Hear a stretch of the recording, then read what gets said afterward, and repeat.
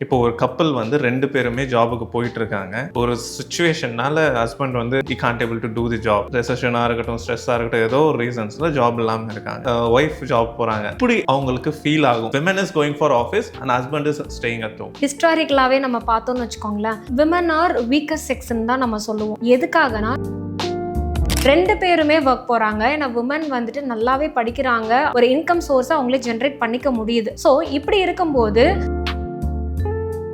அதே மாதிரி நான் எல்லா மென்க்கு நான் என்ன சொல்லுவேன் அப்படின்னா, ஜஸ்ட் இந்த இன்ஃபீரியாரிட்டி காம்ப்ளெக்ஸை தூக்கி போடுங்க ஃபர்ஸ்ட். ஒரு ஃபேமிலின்றது வந்துட்டு ஹஸ்பண்ட் அண்ட் ஒய்ஃப் அவங்க 2 பேரோட இன்கம் புட் டுகெதர் தான். சில ஆண்களுக்கு என்ன ஆகும் அப்படின்னா, இன்டிமெசி அப்படினாலே செக்ஷுவல் லைஃப் தான் இன்டிமெசி. உண்மையான இன்டிமெசினா என்ன? நம்ம லவ் பண்ணா அதாவது ரொமான்ஸ் பண்ணணும், ஹக் பண்ணணும், கிஸ் பண்ணணும். ஸோ நெக்ஸ்ட் லெவல் என்ன, செக்ஸ் பண்ணணும். ஸோ இதுதான் வந்துட்டு ஒரு ட்ரூ ரிலேஷன்ஷிப் அப்படின்னு நினைக்கிறாங்க. அது தப்பு. ஆனால்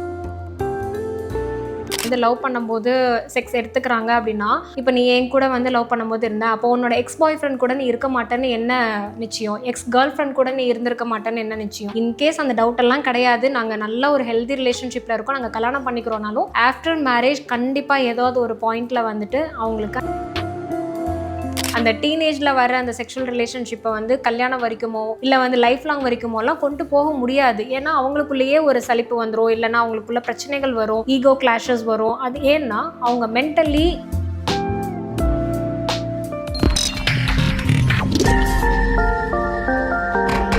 லைக் என்னன்னா, விமென்ஸ் ஜாபுக்கு இப்போ போக ஆரம்பிச்சிட்டாங்க.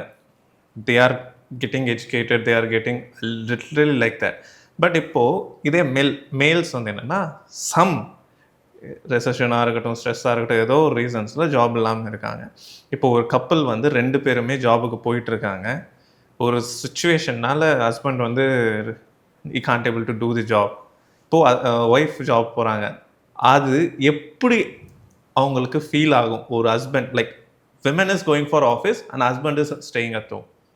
டோட்டலாக ஆப்போசிட். நம்ம கல்ச்சரில் நடக்காத ஒரு விஷயம் இப்போ நடக்க ஆரம்பிக்குது. இட்ஸ் பேஸ்ட் ஆன் லைக், நீங்கள் சொல்லிடுங்க அது என்ன மாதிரி எப்படி பார்க்குறாங்கன்ட்டு நீங்களே சொல்லிடுங்க. இல்லை, இதில் வந்து ஆண் தான் வேலைக்கு போகணும். ஒரு ஏன்னா அப்பத்துலேருந்தே நம்ம ஒரு ஹிஸ்டாரிக்கலாகவே நம்ம பார்த்தோன்னு வச்சுக்கோங்களேன், விமன் ஆர் வீக்கஸ்ட் செக்ஸ்ன்னு தான் நம்ம சொல்லுவோம். எதுக்காகனா, டு பி ஃப்ராங்க்லி ஸ்பீக்கிங், அது வந்து ஒரு மென்ஸ்ட்ரல் சைக்கிள். அவங்க மாதவிடாய் ஒரு மாதமும் வர்றதுனால அவங்களுக்கு அந்த ஒரு 3 to 4 days அவங்க ரொம்ப ஒரு வீக்கராக ஃபீல் பண்ணுவாங்க. ஸோ விமன் அப்படிங்கிறவங்க வந்து வீட்டை பார்த்துக்கணும், கிச்சனில் தான் அவங்க வந்து சமையல் வேலை பண்ணணும். ஒரு ஆண் அப்படிங்கிறவங்க வந்து வெளியில் போய் சம்பாரிச்சிட்டு அந்த குடும்பத்துக்கு தேவையான ஒரு இன்கம் சோர்ஸை ஜென்ரேட் பண்ணி ஃபேமிலியை ரன் பண்ணணுன்றது அப்போ இருந்த காலகட்டம். ஏன்னா அப்போ விமன் வந்து படிக்க அனுப்பலை, உமனுக்குன்னு ஒரு ரெஸ்பான்சிபிலிட்டி கொடுக்கல, அவங்கள வந்து ஒரு சாஃப்ட் ஹேண்ட்லிங்காக தான் பார்த்துட்டு இருந்தாங்க. அண்ட் இப்போ வந்து நிறையா ஒரு டெவலப்மெண்டல் நம்மளுக்கு வந்து வந்திருக்குது. ஸோ இப்போது இருக்கிற இந்த சிவிலைசேஷனில் வந்து பார்த்திங்கன்னா 2 பேருமே ஒர்க் போகிறாங்க. ஏன்னா விமன் வந்துட்டு நல்லாவே படிக்கிறாங்க, அவங்களுக்கான ஒரு இன்கம் சோர்ஸை அவங்களே ஜென்ரேட் பண்ணிக்க முடியுது, இண்டிபெண்ட்டாக இருக்காங்க, டிபெண்ட்டாக இல்லாமல். ஸோ இப்படி இருக்கும்போது இப்போ இப்படி ஒரு சுச்சுவேஷன் வருது, அவங்களுக்கு வந்து வேலை இல்லை வந்துட்டு ஏதோ ஒரு ரீசன்னால் அவங்க கொஞ்சம் பிரேக் எடுத்துகிட்டு வீட்டில் இருக்கும்போது ஏன் இருக்கக்கூடாதுன்னு நான் சொல்கிறேன். That is good.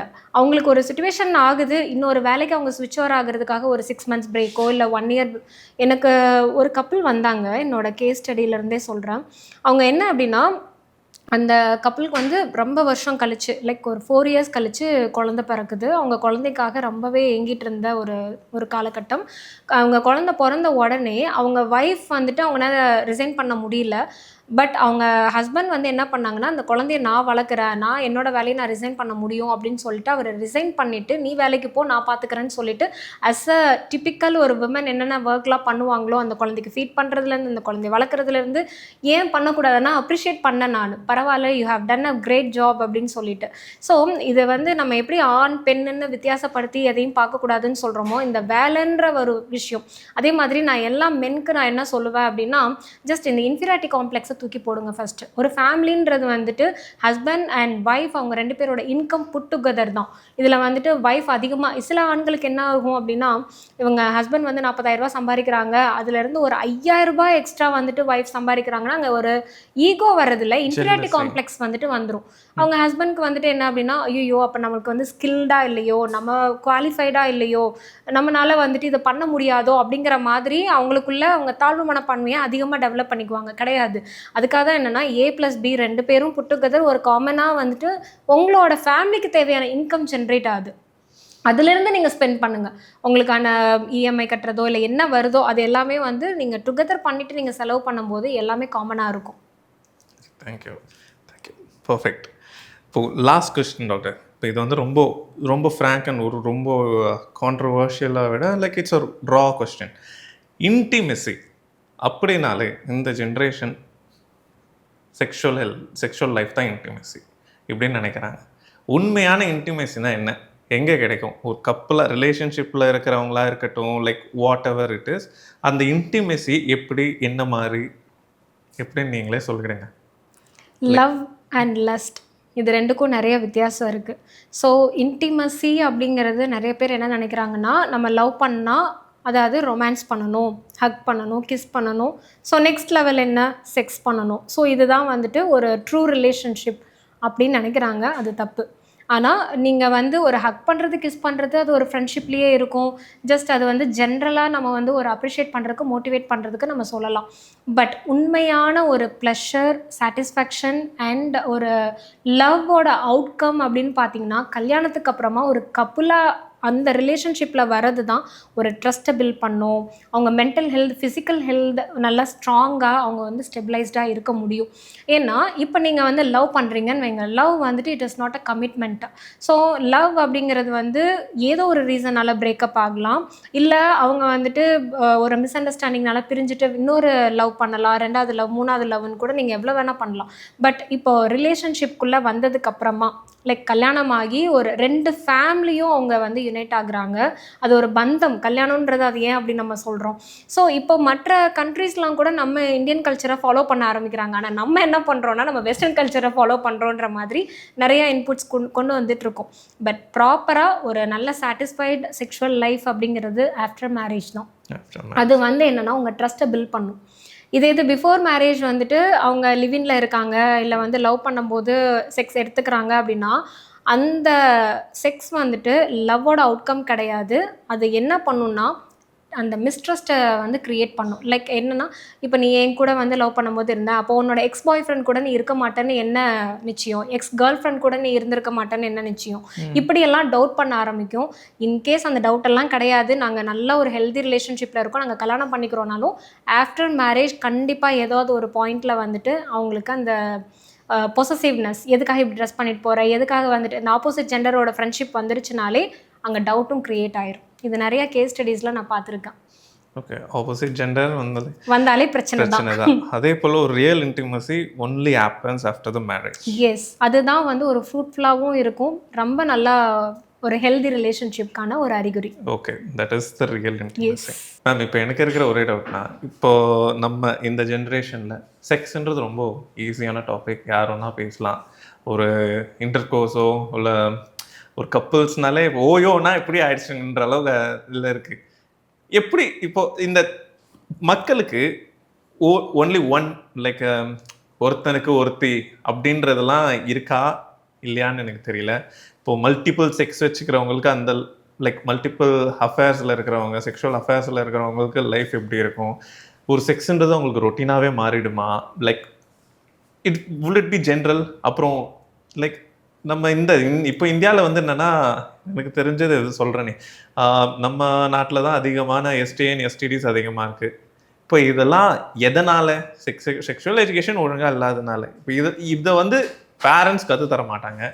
ஸ்கூல் காலேஜில் ஏதோ ஒரு விஷயத்த காமிச்சாலே போதும், இது தாண்டா ரீப்ரொடக்டிவ் கிளாஸ்னாலே செக்ஸை பற்றி தான் பேச போகிறாங்கடா, அதுக்குன்ட்டே ஒரு சாப்டர் மிஸ் பண்ணோம் நம்ம 12th 11th இதுக்கே தள்ளிடுவாங்க.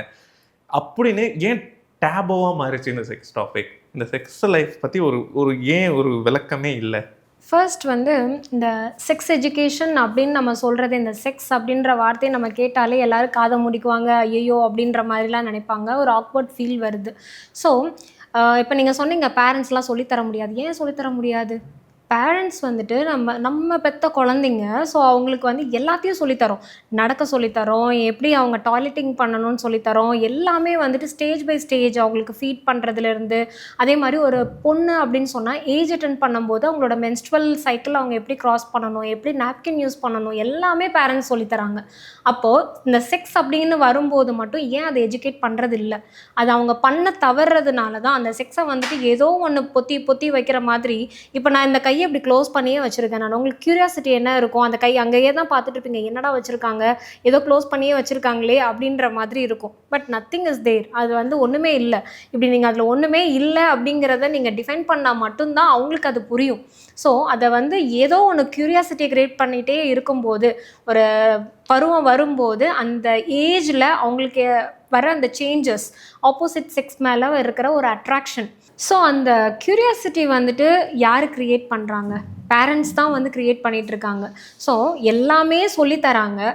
ஏன் அந்த அம்மா அப்பா வந்து குழந்தைங்க முன்னாடி கெட்ட வார்த்தை பேசுறது இல்லையா, சண்டை போட்டுக்கிறது இல்லையா? ஸோ ஒரு அவங்களோட இமோஷனை வந்து பசங்க இருக்காங்களே அப்படின்னு சொல்லி கண்ட்ரோல் பண்ணாமல் அவங்க இஷ்டம் போல் வந்துட்டு எல்லாத்தையும் சண்டை போட்டுக்குவாங்க. ஆனால் இதே இது வந்து ஒரு லவபிளாக நடந்துக்க சொல்லுங்கள், வெக்கம் வந்துடும். ஐயோ பையங்க இருக்காங்க, வளர்ந்துட்டாங்க, அவங்க முன்னாடி போய் பக்கத்தில் உட்காந்தா அவங்க ஹஸ்பண்டோட தோளில் சாஞ்சிக்கிட்டோம் அப்படின்னா அவங்க மதர் வந்து சொல்லுவாங்க, இல்லை அது ஆக்வர்டாக இருக்கும், கிஸ் பண்ணிக்கிட்டா ஆக்வர்டாக இருக்கும், நம்ம பசங்க பெருசாயிட்டாங்க. ஏன் அதே பசங்க முன்னாடி நீங்கள் 2 பேர் சண்டை போடுறீங்க, அது ஆக்வர்டாக இருக்காதா?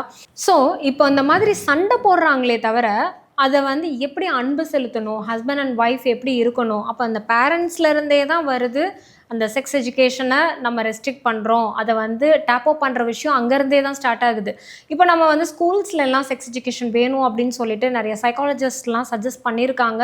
அண்ட் ஃபியூ ஸ்கூல்ஸில் அதை இம்ப்ளிமெண்ட்டும் பண்ணிகிட்ருக்காங்க. நம்ம என்ன நினைக்கிறோம், பேரண்ட்ஸ்கிட்டே அந்த அவேர்னஸ் இல்லை. செக்ஸ் எஜுகேஷன்னா என்ன, செக்ஸ் எப்படி பண்ணுறதுன்னு சொல்லித்தர போகிறாங்களோ அப்படின்னு நினைக்கிறாங்க. It is not like that. Sex எஜுகேஷன்றது வந்து அவங்களோட அந்த ஜெண்டர் ஐடென்டிஃபிகேஷன் என்னது, அவங்க ரீப்ரொடக்டிவ் சிஸ்டம்னா என்ன, ஸோ அந்த ரீப்ரொடக்டிவ் சிஸ்டமில் வந்துட்டு அவங்களோட ஹார்மோன்ஸ் என்னென்ன மாதிரி ஃபங்க்ஷன் ஆகுது, அண்ட் அவங்க எப்படியெல்லாம் வந்துட்டு ஒரு ப்ரிவென்டிவ் மெஷர்ஸ் அண்ட் இந்த எய்ட்ஸ் அண்ட் ஹெச்ஐவி எஸ்டிடி அந்த செக்ஷுவலி டிரான்ஸ்மிட்டட் டிசீசஸ் இதெல்லாம் எப்படி ஸ்ப்ரெட் ஆகுது, ஒரு மாரல் டிசிப்ளின்டாக அவங்களோட அடலசன்ட் லைஃப்பில் எப்படி இருக்கணும், ஆஃப்டர் மேரேஜ். இப்போ நீங்கள் சொன்னீங்கல்ல இந்த ஒருவனுக்கு ஒருத்தின்றது, இதெல்லாம் மறைஞ்சு போச்சு. அது யாருமே அந்த மாதிரி டேர்ம்ஸ்லாம் இப்போ யூஸ் பண்ணுறதே கிடையாது. என்னென்னா இப்போது நான் நிறைய யங்ஸ்டர்ஸ் கூட நான் மூவ் பண்ணுறேன், because I am adolescent psychologist. So நான் வந்து நிறைய யூனிவர்சிட்டி ஸ்டூடெண்ட்ஸ் கிட்ட, அதுக்கப்புறம் காலேஜ் பசங்க கிட்டலாம் நம்ம மூவ் பண்ணும்போது, even 11th 12th higher secondary students எல்லாம் பார்க்கும்போது அவங்க மைண்டில் இருக்கிற ஒரு விஷயம் என்ன தெரியுமா, செக்ஸ் அப்படிங்கிறது வந்து it's part and parcel of life. அது ஒரு ஃப்ளஷ் தானே, அதுக்கு எதுக்கு அவ்வளோ இம்பார்ட்டன்ஸ் கொடுத்துட்டு, அதனால எப்போ தோணுதோ அப்போ நம்ம செக்ஸ் பண்ணிக்க வேண்டியதான் அப்படின்ற மென்டாலிட்டியில் இருக்காங்க. ஆனால் அது எவ்வளோ பெரிய மென்டல் ஹெல்த் ப்ராப்ளம்ஸை கொண்டு வரும் அப்படின்றது அவங்களுக்கு புரிய மாட்டேங்குது. என்னென்னா த சேம் திங், அவங்க டீனேஜ்லேருந்தே அவங்களோட செக்ஷுவலி ஆக்டிவ் ஆகிறாங்க ஒருத்தர் அப்படின்னா அவங்களுக்கு வந்து ஒரு கில்ட் க்ரியேட் ஆகுது. லேட்டரான அந்த ரிலேஷன்ஷிப் வந்து பிரேக்கப் தான் வந்து ஆகும், ஆப்வியஸ்லி 100%. அந்த டீனேஜில் வர அந்த செக்ஷுவல் ரிலேஷன்ஷிப்பை வந்து கல்யாணம் வரைக்குமோ இல்லை வந்து லைஃப் லாங் வரைக்குமோலாம் கொண்டு போக முடியாது. ஏன்னா அவங்களுக்குள்ளேயே ஒரு சலிப்பு வந்துடும், இல்லைனா அவங்களுக்குள்ள பிரச்சனைகள் வரும், ஈகோ கிளாஷஸ் வரும். அது ஏன்னா அவங்க மென்டலி மெச்சூர்ட் ஆகலை. ஃபிசிக்கலி அவங்க பார்ட்ஸ் எல்லாம் மெச்சூர் ஆகிருக்கே தவிர பட் மென்டல் மெச்சூரிட்டி அவங்களுக்கு வரல. அதனால அவங்களுக்குள்ளே வந்துட்டு ஒரு அண்டர்ஸ்டாண்டிங் இல்லை, அதை செக்ஸை எப்போ எடுத்துக்கணும் அப்படிங்கிற ஒரு விஷயம் இருக்குது. இதை நம்ம என்ன பண்ணுறோம், எல்லாமே வந்து ஒரு ஃபாரினர் கம்பேர் பண்ணுறோம். நம்ம அப்ராட்லலாம் இப்படி பண்ணுறாங்க. ஸோ அவங்க வந்துட்டு ஏஜ் அட்டன் பண்ண உடனே தே ஆர் இண்டிபெண்ட். ஏன் அவங்க வந்துட்டு அப்ராட் கல்ச்சரை நம்ம வந்து செக்ஸுக்கு கம்பேர் பண்ணுறோமே, அங்கே இருக்கிற வேறு மற்ற விஷயங்கள் எல்லாமே டெவலப்மெண்ட்டில் ஏன் நம்ம வந்து கம்பேர் பண்ண மாட்டோம்? த சேம் திங், நீங்கள் வந்துட்டு ஒரு மெச்சூர்ட் ஆகுறாங்க அப்படின்னா அவங்க பாக்கெட் மணிலேருந்து அவங்களுக்கு மொபைல் வேணுமா, என்ன வேணுமோ, ஒருத்தரோட இண்டிவிஜுவல் என்னென்ன ஆக்சசரிஸ் வேணுமோ அதை அவங்களே ஏர்ன் பண்ணிக்கிறாங்க, பார்ட் டைம் பார்க்குறாங்க. ஸோ அதே கல்ச்சர் நம்ம ஏன் கொண்டு வர்றதில்ல? நம்ம வந்து இன்ன வரைக்கும் என்ன அப்படின்னா, நம்ம டோட்டலாக காலேஜ் ஸ்டடீஸ்லாம் முடித்து ஒரு வேலைக்கு போகிற வரைக்குமே ஃபஸ்ட்டு மாத சம்பளம் வாங்குற வரைக்குமே பேரண்ட்ஸை தானே டிபெண்ட் பண்ணியிருக்கோம் மானிட்டரியாக. எங்கள் அப்பா ஃபீஸ் கட்டுவார், எங்கள் அம்மா வந்துட்டு இதை பண்ணுவாங்க, சாப்பாடு ஆக்கி கொடுக்குறதுலேருந்து எல்லாமே வந்து பேரண்ட்ஸை தான் நம்ம டிபெண்ட் பண்ணியிருக்கிறோம். ஸோ ஒன்று நீங்கள் வந்து செக்ஷுவலி எனக்கு எல்லாமே தெரியும்னா நீங்கள் உங்களோட இதை க்ரூம் பண்ணிக்க பாருங்கள். மானிட்டரியாக இருக்கட்டும், உங்கள் ஸ்டடீஸாக இருக்கட்டும், உங்களோட ஒர்க்காக இருக்கட்டும், எல்லாமே நீங்கள் பண்ணுங்கள். இல்லை அப்படின்னா ஜஸ்ட் நீங்கள் வந்துட்டு ஒரு உங்களுக்குள்ள ஒரு செல்ஃப் டிசிப்ளின், இதுதான். லவ் பண்ண வேண்டாம்னு நான் சொல்லவே இல்லை. லவ் அந்தந்த ஏஜில் வரணும். அது வந்தால் தான் உங்களோட ஹார்மோனல் சேஞ்சஸ் கரெக்டாக இருக்கும். எப்படி மீசை முளைக்குதோ, தாடி வளருதோ, ஒரு பொண்ணுக்கு வந்து ஒரு ஃபிசிக்கல் அப்பியரன்ஸ் மாறுது, லாங் ஹேராக இருக்கட்டும், எல்லாமே வந்துட்டு. ஸோ இதே மாதிரி தான் ஒரு லவ் அப்படின்னு வர்றது ஒரு க்ரூமிங்காகவும் அவங்களோட லைஃப்பில் நெக்ஸ்ட் ஸ்டெப் எடுத்து வைக்கிறதுக்கான ஒரு கான்ஃபிடென்ஸ், செல்ஃப் கான்ஃபிடென்ஸை க்ரியேட் பண்ணுற ஒரு விஷயமாக தான் இருக்கணுமே தவிர, அந்த லவ் அப்படிங்கிறது ஒன்லி லஸ்ட்டுக்காக இல்லை வந்துட்டு ஒரு physical needs that to sex share பண்ணுறதுக்காக மட்டும் இருக்குது அப்படின்னா லைஃப் காலி. ரைட். நீங்கள் சொன்ன ஒரே ஒரு பாயிண்ட்டு, இந்த செல்ஃப் டிசிப்ளின் ரொம்ப இம்பார்ட்டன்ட் சொன்னீங்க. இல்லை யாருமே செல்ஃப் டிசிப்ளின்டான்ட்டு, including everybody wants to become something. நான் காலையில் 5 மணிக்கு எந்திரிக்கணும்டா, எப்படியாச்சும் எந்திரிக்கணும், நைட்டு 10 மணிக்கு தூங்குறதா இருந்தால் 5 மணிக்கு எந்திரிக்கலாம். இல்லை அப்படின்னா 1 மணி 2 மணிக்கு தூங்கிட்டு 5 மணிக்கு எந்திரிச்சேன். எந்திரிக்க முடியுமா? முடியாது. ஃபோர்ஸ் பண்ணி எந்திரிச்சிட்டு அது மறுபடியும் அதே விட்டுனா லைக் இந்த செல்ஃப் டிசிப்ளினை எங்கே ஆரம்பிப்பாங்க, எப்படி அதை தொடங்குவாங்க, எங்கே ஸ்டார்ட் பண்ணுவாங்க, லைக் எப்படி இது லைக் ஒரு ஸ்டார்டிங் பாயிண்ட், ஒரு செல்ஃப் டிசிப்ளின் அவங்க ஆகணும்னா ஒரு மேலோ ஃபீமேலோ to achieve something or to become self aware, self discipline, ஓவராக சாப்பிடாம லைக் சுகர் நம்ம இன்டேக் எவ்வளோ எடுக்கிறோன்னு யாருக்கும் தெரியாது, சுகர் நல்லதான் தெரியாது, சுகர் சாப்பிட்டா தான் சுகர், இதெல்லாம் நிறைய இருக்குது. பட் ஒரு விஷயமும் நம்மளுக்கு இது இவ்வளோதான் லிமிட்டுன்னு எப்போ நம்மளுக்கு தெரிய வரும்? டிசிப்ளின்டாக தான். நீங்கள் டிசிப்ளின் ஆகணும்னா எதெல்லாம் பேசிக்குன்னு நினைக்கிறீங்க? உங்களுக்கு யார் ரொம்ப பிடிக்கும்? உங்களுக்கு ரொம்ப பிடிச்ச ஒரு 3 பேர் சொல்லுங்கள். எப்படி கேட்குறீங்க? ஏன்னு யார் வேணா இருக்கலாம், செலிப்ரிட்டியாக இருக்கலாம். உங்களுக்கு ரொம்ப பிடிச்ச ஒரு 3 பேரோட பேர் சொல்லுங்கள். யார்? லைக் விஜய், இலான் மஸ்க், 3வதா என்ன எனக்கு ரொம்ப பிடிக்குங்க. 3 பேர் அவ்வளோதான் மேட்ரு. தப்பிச்சிட்டிங்க. ஏன்னா லாஸ்ட்டாக வந்துட்டு என்னென்னா என்னைய எனக்கு ரொம்ப பிடிக்கும் அப்படின்னு நீங்கள் சொன்னீங்க இல்லையா, இது நீங்கள் வந்து ஃபஸ்ட்டாக வந்திருக்கணும். ஸோ நான் இந்த கொஸ்டின் நான் வந்து நிறைய பேர்கிட்ட கேட்டிருக்கிறேன். உங்களுக்கு ரொம்ப பிடிச்ச ஒரு 3 பேர் சொல்லுங்கன்னா, அம்மா அப்பா தங்கச்சின்னுவாங்க, இல்லைனா நீங்கள் சொன்ன மாதிரி நயன்தாரா விஜய் அப்படி இப்படின்னு சொல்லுவாங்க, எல்லாரையும் சொல்லுவாங்க. யாருக்குமே என்னைய எனக்கு ரொம்ப பிடிக்கும், self love, that is very important. So இந்த நீங்கள் செல்ஃப் டிசிப்ளினாக இருக்கட்டும், செல்ஃப் கான்ஃபிடென்ஸாக இருக்கட்டும், what the self roots எடுக்குதோ அதுக்கு முக்கிய காரணம் என்ன, எங்கேருந்து ஸ்டார்ட் ஆகும்னா செல்ஃப் லவ்ல இருந்து தான் ஸ்டார்ட் ஆகும். உங்களை நீங்களே நேசிக்கலைன்னா எப்படி நீங்கள் வந்துட்டு உங்களோட பாடிக்கு, உங்களோட மென்டல் ஹெல்த்துக்கு எப்படி இம்பார்ட்டன்ஸ் கொடுப்பீங்க, செல்ஃப் க்ரூமிங்க்கு எப்படி இம்பார்ட்டன்ஸ் கொடுப்பீங்க? அது ஒரு பக்கம் தொப்பை ஒரு பக்கம் வீங்கிக்கிட்டே போகும், நம்மளுக்கு ஒன்றுமே பிரச்சனை இல்லை, நம்ம படுத்து தூங்குறது தான் முக்கியம். அதே மாதிரி சாப்பாட்டில் கண்ட்ரோல் இல்லை, நம்ம எந்திரிச்சா போகலாம். ஸோ இந்த மாதிரி ஒரு இம்ப்ராப்பர் ரொட்டீன் வந்துட்டு நம்ம இருக்கிற முக்கியமான காரணம் என்னென்னா செல்ஃப் லவ் இல்லை. மற்றவங்கள நம்ம நேசிக்கிறதுக்கு முன்னாடி உங்களோட பாடி, நிறைய பேருக்கு இன்ஃபீரியாரிட்டி காம்ப்ளெக்ஸ் நிறையா இருக்குது தெரியுமா? கண்ணாடி முன்னாடி போய் நின்று பார்த்துட்டு அவங்க செல்ஃபை கம்பேர் பண்ணிக்குவாங்க. என் ஃப்ரெண்டு வந்துட்டு அவன் நல்லா ஹைட்டாக இருக்கான், வாட்டர் சாட்டமாக இருக்கிறான், அவன் ஹேர் ஸ்டைல் சூப்பராக இருக்குது, ஆனால் எனக்கு இப்படி இருக்குது. அவங்க வந்து ஃப்ரீக்கியாக இருக்கும் அவங்களுக்கு, ஸோ டார்க் ஸ்கின்னாக இருப்பாங்க, ஸ்கின் டோனு, இப்படிலாம் வந்து அவங்கள அண்டர் எஸ்டிமேட் பண்ணுறாங்க. என்ன இருக்கோ அது பெட்டராக நீங்கள் வந்துட்டு எக்ஸ்போஸ் பண்ணணும்னு நினச்சி பாருங்களேன். நான் வந்துட்டு அழகி, எனக்கு நான் வந்து அழகா, நான் தான் ராஜா, நான் தான் ராணின்ற மாதிரி ஒரு செல்ஃப் லவ் க்ரியேட் பண்ணிங்கன்னா மற்றது எல்லாமே ஆட்டோமேட்டிக்காக வந்துடும். கரெக்டாக சொன்னீங்க. பட் இந்த இடத்துல ஒரு வெளி ஃபேக்டர் தான் இவங்க எல்லாருமே ஆக்குது. யாருமே அவங்கள வந்து நான் அழகே இல்லைன்னு என்றைக்குமே யாரும் யோசிக்க வச்சுட்டாங்க. கரெக்ட்டுங்களா? சொசைட்டின்றது இந்த ப்ராப்ளம் ஆரம்பிக்குது, அந்த டிஸ்கிரிமினேஷன் கலர். சொசைட்டியை யாரு கிரியேட் பண்ணா? நம்ம தான் சொசைட்டி. இப்போ நம்ம 2 பேரும் தான் சொசைட்டி. ஸோ நம்ம என்ன நினச்சிக்கிறோன்னா, அதாவது நம்ம மாடர்னாக இருக்கணும், 4 பேர் நம்மளை ரெக்கக்னைஸ் பண்ணணும்னா இப்படிலாம் இருந்தாதான்ற ஒரு டேர்ம்ஸ், அந்த டெர்மினாலஜி அதை நம்மளே தான் டிஃபைன் பண்ணிக்கிறோம். ஸோ இந்த கவர்மெண்ட்டே என்ன சொல்லுவாங்க, for the people, by the people and of the பீப்புள்னு தான் சொல்லுவாங்க. ஸோ எல்லாமே நம்மளுக்காக நம்மளே வந்து டிஃபைன் பண்ணிக்கிறது தான். ஸோ அதே மாதிரி தான் நம்ம இந்த சொசைட்டிக்காக அவங்க இப்படி நினச்சிருவாங்க, இவங்க இப்படி யாரும் எதுவும் நினைக்க மாட்டாங்க. ஏன்னா அவனுக்கு அவன் வேலை அதிகமாக இருக்கு, அவன் பிரச்சனையே அவனால சால்வ் பண்ண முடியாது. ஆனால் நம்ம என்ன நினச்சிக்குவோம், அவன் இப்படி நம்மளை திங்க் பண்ணிடுவான், நான் இப்படி காஸ்ட்லியாக 10,000 ரூபாய்க்கு ட்ரெஸ் பண்ணிட்டு இவ்வளோ பெர்ஃப்யூம் போட்டு வந்தால் தான் என்ன மதிப்பாங்கன்றது ஏன் தாட்டு. அது மற்றவங்க தாட் இல்லை. நான் எப்படி 2000 ரூபாய்க்கு ட்ரெஸ் போட்டுட்டு வந்தாலும் நீங்கள் என்னோட வேல்யூவை தான் நீங்கள் மதிக்க போகிறீங்க.